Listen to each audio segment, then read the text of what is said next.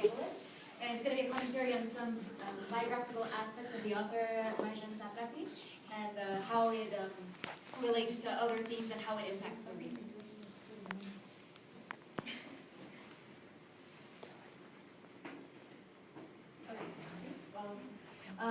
Basically what we're going to be trying to postulate here is that Marjan acts as a proxy to the reader in terms of how much she learns and we learn about Iran and the whole situation that's going on there. Because from the graphic novel we can assume that its main audience is someone who doesn't really know about Iran. We can see because they give an awful lot of background on the situation, and they also give like a written intro in the prologue. So from that we can assume that that's what the reader is. And at the beginning, Marjan, she's just a little girl. She doesn't really know everything about what's going on over there. So we learn as she goes, and that's what we're going to see here throughout the presentation. We see Marjan develops her own opinions based on her culture, and we've based it on our own.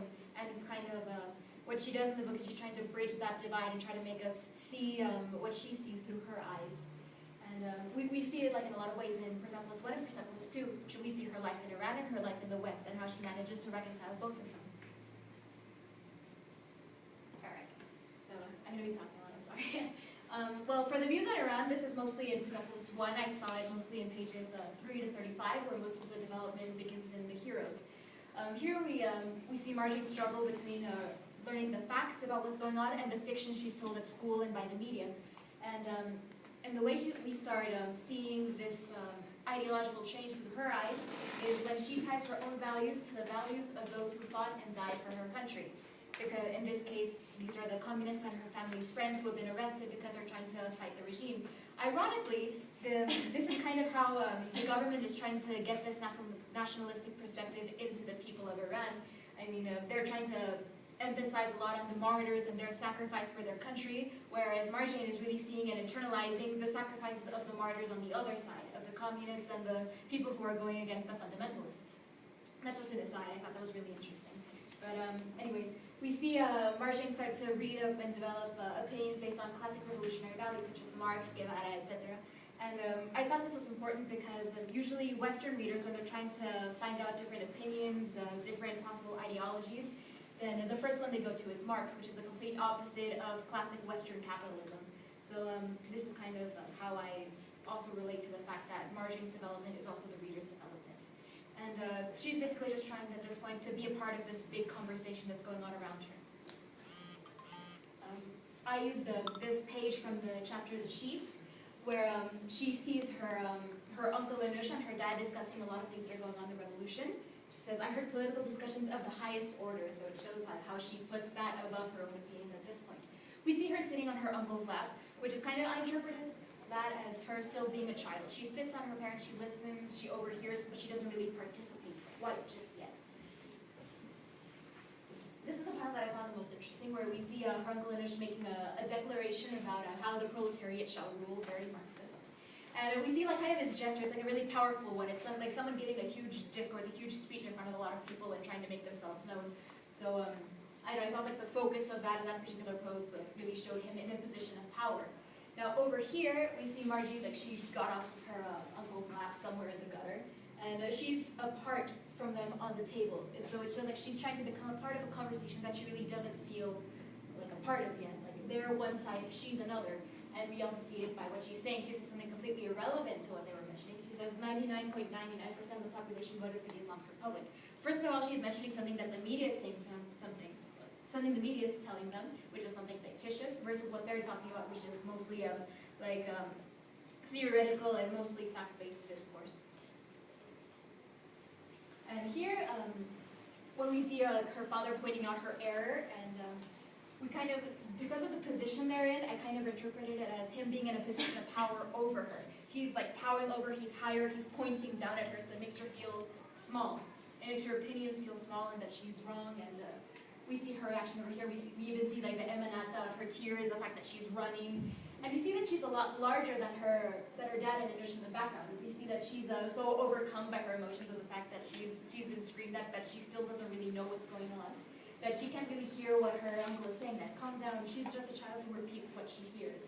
Which is not really a source of comfort to her, but it's something that the reader and possibly Marjane in the present day would now see the fact that she was very influenced by what she heard, both in a positive way and in a negative way. Negatively, perhaps being the fundamentalist regime, what she's been told in school and in the media, and the more, well, slightly more positive perspective she's been fed and what she repeats and hears from her parents. Okay, so it's now my turn. And for anyone who hasn't read the second book, this is going to contain spoilers, so if you don't want to hear, plug your ears, and that's... Bring on the spoilers. So, this is the West. I chose the second book because it is the story of how Marjane, spoiler, goes to Austria and lives there for 4 years, basically her teenage years. And here, she has the most growth throughout most of the books. And, well, we can see in the second half how she goes to Austria, she tries to adapt to the new environment, and she starts to distance herself from the war, both mentally and physically, since she no longer has to bear the burden of hearing the bombings every day, hearing about people dying, about children her age dying in the front. She is trying to forget everything about that.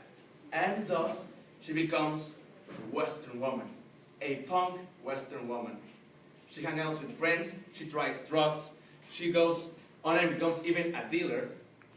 All of this all of this in the chapter The Vegetable, where we see how she transforms from a 15-year-old girl into a 16-year-old girl, and in the process starts discovering love with her first boyfriend, starts discovering how to withstand that loneliness she feels because she's an immigrant in a new country. She's the only Iranian she knows of because she has been left at a boarding school with nuns. So this here, she's also in a hostile place. The nuns, the Mother Superior, she is prejudiced against Iranians, and at some point she even calls her uneducated, like all of you. And that comes from the feeling that she is an intruder in her country. So, next. Here we have one series of panels from The Vegetable where she has turned into a full punk. Full hair, full everything. And here she even says, even managed to deny my nationality. Since she speaks French, she has resorted to talk French, to make people think like she doesn't come from Iran. But this comes back to her later, and she regrets this. Here you can see how the graphic weight is everything in black. She's in front of almost every panel, first and second, and how she's projecting that regret, how she's trying to let the reader know she has betrayed her people, she has become the decadent Western woman from the fundamentalist point of view, and how she now regrets it. She's feeling like she has betrayed her uncle Anush, like how she's just faking in front of everyone. And if you see this second panel, the people right here, they are just partying. They don't seem to even have a notion of whatever is going on right now.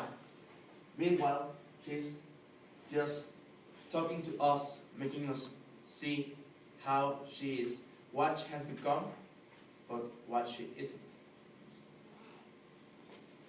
And in the second part, this is after, with her second boyfriend. So, spoiler, everyone, sorry. I'm really sorry. So, this part, here are two different moments. This moment comes from the first time